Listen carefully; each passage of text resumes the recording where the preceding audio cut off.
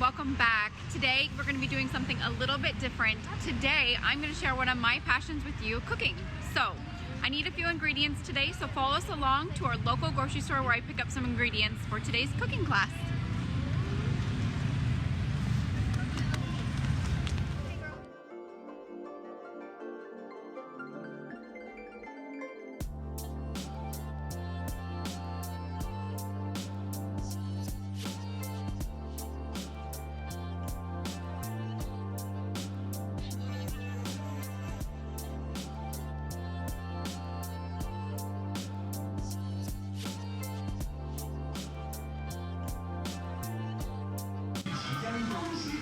Okay guys, so we did a snack video a long time ago, but our snack video was kind of lame because all the snacks we choose were pretty easy. So if you have any suggestions on another snack video, what types of snacks we should try, and which ones would be good for us, so leave a comment below and let us know what snacks we should try next.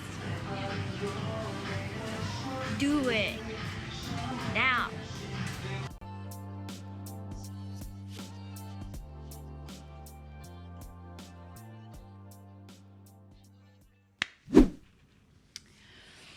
Hey everyone, and welcome back to our home. Thanks for joining us along as I went to the store and picked up some of our ingredients that we needed today. I love that grocery store. It's literally just outside of our door, and whenever I need something extra that I didn't get in the weekly shop, then I can run down there and get something. So it's a wonderful store and holds really great fresh produce too. So, okay, what are we doing today? Throughout many of the vlogs, you've gotten to see some of our passion of travel, and you've gotten to see David's passion for flying and for aviation, and also his passion for music. So today I'd like to share with you one of my passions. Along with travel, I also love to cook. And I think the two of them go really hand in hand. I love to travel because I love food. I like to experience food, and the cultures can be beautifully described through the food that they make and the local dishes, and I love getting to experience that. And one of our trips that we've done recently was to Chengdu, and we got to do a cooking class, which was amazing, and it was one of my dreams come true to take a professional cooking class like this. And we got to experience the Sichuan culture and really explore the Sichuan pepper and how it has influenced their culinary art and just how they celebrate the pepper. And so we really enjoyed doing that. And I also got to pick up this amazing cookbook. It is written in Chinese, but then underneath it, it's translated to English for me. So this is such a huge treasure and a keepsake that I will always remember. And it has a lot of wonderful, good recipes that I love to use. And also just really awesome because sometimes you just go home and you're like, how in the world did they cook that? Because it seems very complicated, the Chinese cooking. So this helps me to figure out how to do that, and I'm really excited about showing you one of my favorite recipes. So while we were in Chengdu, we obviously had to have Kung Pao chicken. It is amazing and such a huge thing in Chengdu. And so today I'm going to be doing for you a little lightened up version of Kung Pao chicken. It's amazing on itself, and it's a wonderful dish, but David and I are trying to eat a little bit healthier these days, so I've kind of adapted the recipe and made it a little bit more light on the carbs and no sugar, and a little bit more, freshened up and healthy style. So today I will be making a healthy Kung Pao chicken today. So I was kind of playing around with this recipe, and I was just trying to decide what I want to do with the ginger. I would typically just mince it in there like I'm going to do with the garlic, but I kind of wanted a different texture and a different feeling. So I'm just kind of julienning these and then quartering them so they kind of look like little half matchsticks. So I think it'll be a nice texture in there too. And so, like I said, you can omit that part if you don't want the ginger in it, because it isn't typical for the recipe of Kung Pao chicken, but just really like the Asian influence of the ginger in this. So as you can see so far, I've kept aside just a few of the green onions because I want to use this for a garnish at the top. So remember to keep aside some of your spring onions so that you can garnish on that. So I think that's enough ginger for today, so we'll move ahead and chop up the rest of these ingredients here. I'm going to mince up the garlic today, and then I'm just going to give the green pepper a nice dice.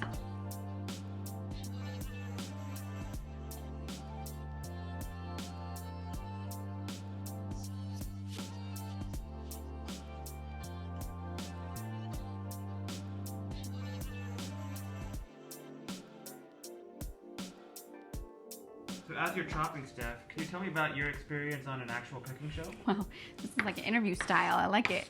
Yes, so one of my, like I told you, my passion is I can really get sucked into watching any sort of cooking show on TV. One of my favorites in the US, my sister gave me for my Christmas present.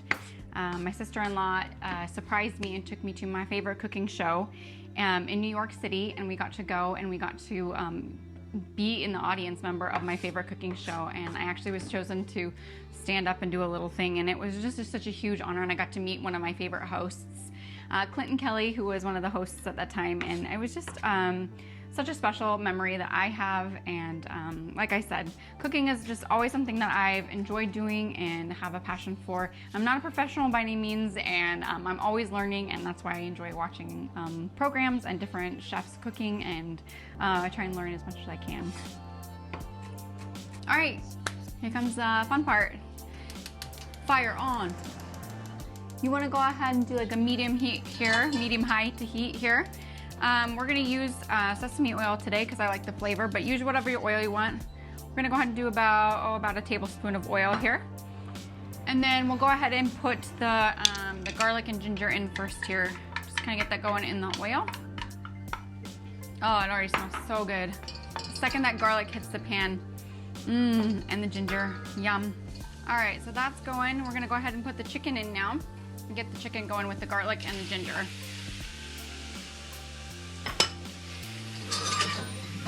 And don't forget to season your chicken here. It's really important to add as much salt. I would use, I don't know, a good teaspoon or so of salt there.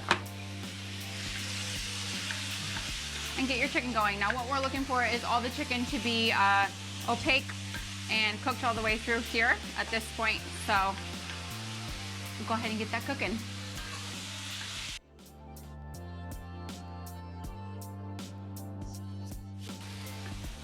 Okay, well, I've got the chicken where I want it to go. It still needs to cook a little bit, but at this point I want to go ahead and add my vegetables so that they're still a little bit crisp. I wanted to cook down the chicken for a while and get that going because that takes a little bit longer than the vegetables do. And as you can see in the saucepan here, we got a nice, wonderful sauce going with the oil, the garlic, the ginger, and then just the moisture released from the chicken. So we'll go ahead and add, kind of make a pool here in the middle here of your wok, and go ahead and add your vegetables. This is your green onions, your bird's eye chilies, and your green peppers to that, and we'll get that cooking. Now, don't forget to season at this point too.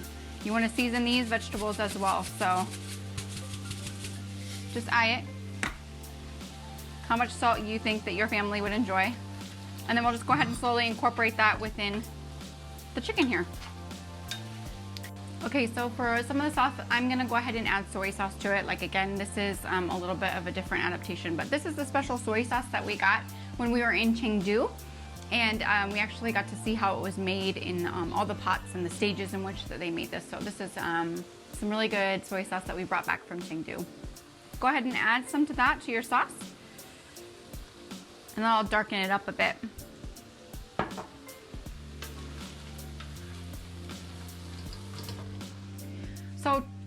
So typically with the Kung Pao chicken, you would have the cornstarch, and you would also have the mung bean paste and a lot more soy sauce and some other things that go along with this sauce to make it more that sticky, wonderful, delicious, amazing sauce that comes together. So for this recipe, as I said, we're lightening up a bit. I've omitted that kind of stuff, but it's delicious and it makes it really special. But the soy sauce and the oil and then the juices from everything else has kind of come together and make my own lightened up version sauce for this specific recipe.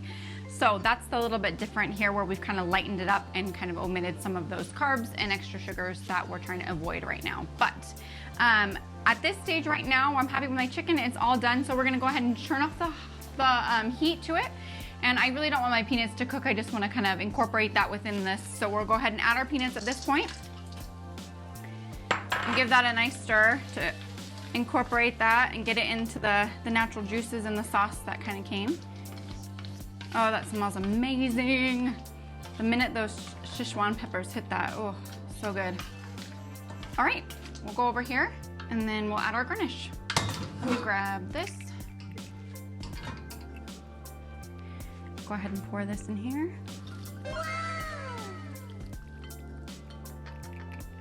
Okay.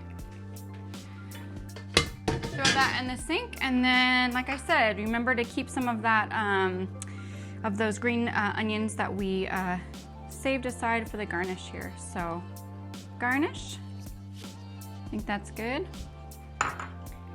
And then grab yourself a plate and dig in. This looks so good and smells so good. Okay, so here is my lightened version of Kung Pao chicken. Let's give it a taste, yeah?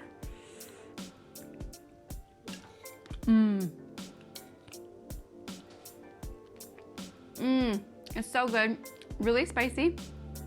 So if you want to omit some of those peppers, like I said, feel free to, but oh man. So good. Well, thanks everyone so much for joining along with us today on something a little bit different, but it really meant a lot to me to share this passion with you and something that I love and get to enjoy. So hope you enjoyed. If you have any comments of things I should try to make next, please go ahead and leave that comment down below. And if you haven't already, please remember to like and subscribe. Thanks again so much for joining us today, and until next time.